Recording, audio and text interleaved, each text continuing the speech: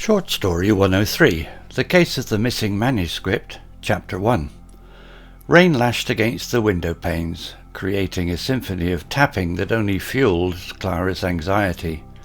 She paced the dimly lit bookstore, her heart hammering a frantic rhythm against her ribs. Where could it be? She muttered, running her hand through her damp hair. Just hours ago, the bookstore, the Inkwell, had been bustling with customers.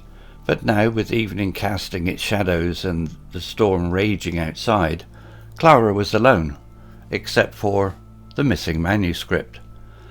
The manuscript, an unpublished work by a renowned author, had arrived that morning, entrusted to Clara for safekeeping. It was more than just pages filled with words. It was a treasure, its value beyond monetary measure. But upon returning from a brief coffee run, Clara had found the envelope ripped open, the manuscript vanished. Panic twisted in her gut. Had someone seen her leave? Was it a planned theft, or simply an opportunistic grab? Every shadow in the store seemed to harbour a suspect. Suddenly, a crash from the back room sent shivers down her spine. Clutching a heavy book for defence, Clara crept cautiously towards the sound.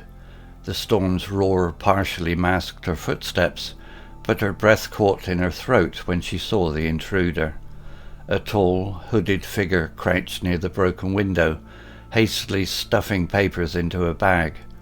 "Stop!" yelled Clara, her voice cracking with fear. The figure whirled around, revealing a pair of startled eyes beneath the hood. It was Sarah, a regular customer and aspiring writer. Relief washed over Clara, followed by confusion. "Sarah, what are you doing?" Sarah stayed back, her face pale. "Clara, I didn't—" she stammered, but the scattered pages around her spoke volumes. I saw the window broken, thought someone had tried to break in." Clara approached cautiously, her gaze scanning the pages. They weren't the manuscript, but drafts Sarah had often shown her at the bookstore. A wave of nausea hit her. But the manuscript? "What manuscript?" Sarah asked, her voice trembling. Suddenly it clicked. The ripped envelope, the urgency, the storm. It wasn't the manuscript that was stolen, but something else. Something hidden within the envelope, something Sarah recognized. "There was something else in the envelope, wasn't there?" Clara asked, her voice low. Sarah hesitated, then slowly nodded. "A letter from her." "Her?" Clara echoed, her mind racing. "Could it be—" "The author," Sarah whispered, her eyes filled with fear. "She wrote about it in her book club meetings. A secret something hidden in the envelope, something dangerous." A cold dread settled in Clara's stomach. The missing manuscript was a decoy, a carefully orchestrated distraction. Someone had taken the letter, something far more valuable than mere words. "We need to find it," Clara said, her voice firm despite the fear gnawing at her, "before whoever took it uses it." Thus began a frantic search, fueled by adrenaline and a growing sense of danger. They scoured the store, retracing their steps, checking every nook and cranny. The storm outside mirrored the turmoil within them, the wind howling like a warning. Hours ticked by, punctuated only by the pounding rain and the frantic whispers of their search. Just as exhaustion threatened to overwhelm them, Sarah grasped. On the dusty floorboards, hidden beneath a stack of old books, lay a crumpled piece of paper. It was the letter. Unfolding it with trembling hands, they read the author's cryptic message. It spoke of a hidden society, guarding secrets that could rewrite history. The missing letter was their key, and whoever possessed it now held the power to unleash chaos. The gravity of the situation pressed down on them. They were no longer just a bookstore owner and an aspiring writer. They were unwilling participants in a dangerous game, holding the fate of untold secrets in their hands. As the first rays of dawn filtered through the rain-washed window, Clara and Sarah knew their lives had changed forever. Their search had unearthed a truth far more chilling than any stolen manuscript. Now they faced a choice: remain silent and hope for the best, or risk everything to expose the truth and face the unknown consequences. The rain had stopped, but a storm brewed within them, a storm of fear, courage, and the weight of a secret that could change the world.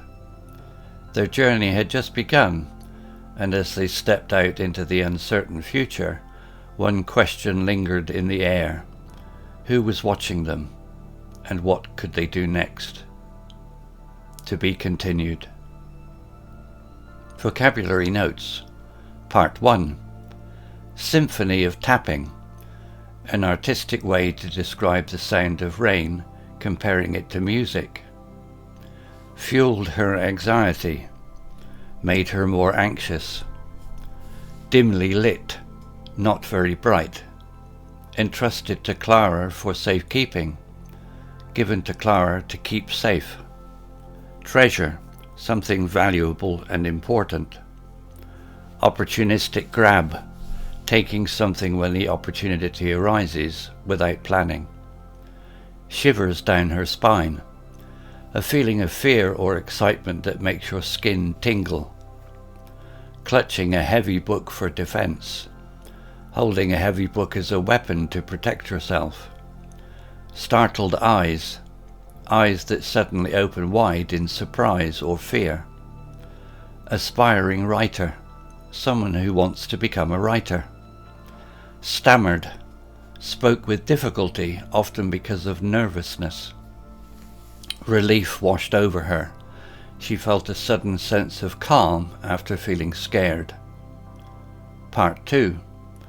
Cracked her voice trembled slightly. Drafts, early versions of writing, not the final copy. Nausea, feeling sick to your stomach. Decoy, something meant to distract someone's attention from something else. Orchestrated, carefully planned and organized. Dread, a feeling of fear and worry about something bad that might happen. Adrenaline, a hormone that gives you energy and prepares your body for danger.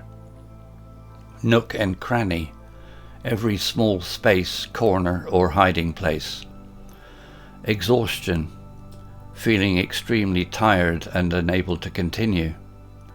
Gasped, breathed in suddenly and sharply, often because of surprise or shock. Part 3. Cryptic message, a message that is mysterious and difficult to understand. Rewrite history, change the way we understand history. Fate, what will happen to something or someone in the future. Unwilling participants, people who are forced to be involved in something they don't want to be part of. Chaos, a state of complete disorder and confusion. Filtered through, came through slowly and gradually. Lingered in the air, remained unspoken but felt by everyone present. Story written by Google Bard AI. Image created by Adobe Firefly AI. Hello, this is Steve. If you enjoyed the story, please would you click on the like icon and take the time to leave a meaningful comment. If you want to know when the next story has been uploaded, please click on the notify bell icon to be notified. If you haven't already, please subscribe to my channel and tell your English learning friends so they can benefit too. Thank you.